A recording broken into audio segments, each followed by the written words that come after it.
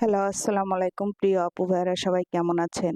আজকে আমি ঘরে থাকা সব মশলা দিয়ে রেস্টুরেন্ট স্টাইলে চিকেন চাপ বানাবো।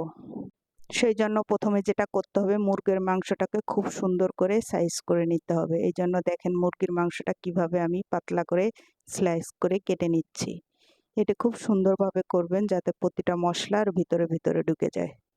তারপরে রানটাকে করতেছে, মুরগির রানটাও খুব সুন্দরভাবে আমি এইভাবে করে কেচে নেব। সাইড থেকে মাংসগুলো সব ছাড়িয়ে ছাড়িয়ে নিব। আমরা চাইলে ঘরের মশলা দিয়েই খুব সুন্দরভাবে চাপটা তৈরি করতে পারি। শুধু চাপ বললে ভুল হবে, প্রতিটা জিনিসই আমরা চাইলে পারি। এইভাবে করে প্রতিটা চিকেন আমি খুব সুন্দরভাবে করে নেব। দেখেন কি সুন্দর হয়েছে। এইভাবে করে করে নেব সবগুলা। এবার যাব, চলেন মশলাগুলো রেডি করি। প্রথমে এখানে আমি টক দই নিয়ে নিয়েছি। প্রায় 3 চামচের মতো টক দই নিয়েছি, আর 1 চামচ রসুন বাটা আর 1 চামচ আদা বাটা দিয়েছি। তারপর কালো গোলমরিচ গুঁড়া দিয়ে দিলাম। এবার কিছুটা ধনিয়া গুঁড়া দিয়ে দেবো, আর কিছুটা ভাজা জিরের গুঁড়া দিয়ে দেবো, আর একটু গরম মশলার গুঁড়া দেবো।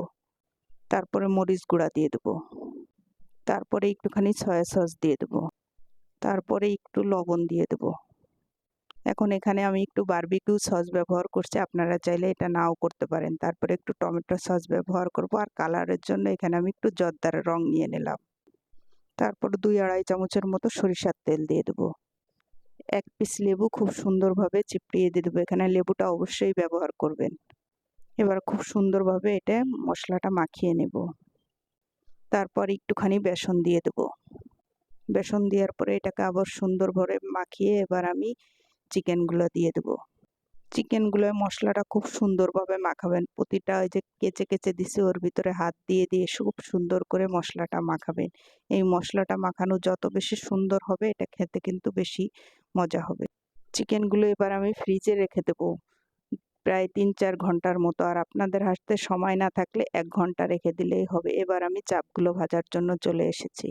চাপ ভাজার আগে একটা জিনিস খেয়াল করবেন, অবশ্যই প্যানটা খুব গরম করে নেবেন ভালোভাবে, যাতে মাংসটা দেওয়ার সাথে সাথেই যাতে প্যানটা খুব গরম থাকে। এই তো আমি চাপ দিয়েছি, এবার আমি ওই পিঠটা একটু উল্টিয়ে দেবো। দেখেন কি সুন্দর একটা রং এসেছে।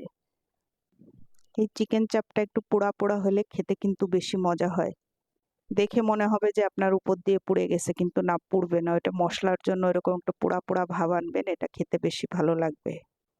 এই তো বন্ধুরা, দেখেন খুব সহজেই আমি চিকেন চাপ রেডি করে ফেললাম। আপনাদের যদি রেসিপিটা ভালো লাগে অবশ্যই একবার হলেও আপনারা ট্রাই করে দেখবেন। এই তো আমার চাপগুলো ভাজা হয়ে গেছে, এবার তুলে নেব। উপর দিয়ে একটু পেঁয়াজ দিয়ে ডেকোরেশন করে নিচ্ছি। এটা নান রুটির সাথে খেতে কিন্তু সেই মজা, আপনারাও একবার করে দেখবেন। রেসিপিটি ভালো লাগলে অবশ্যই লাইক কমেন্ট করবেন।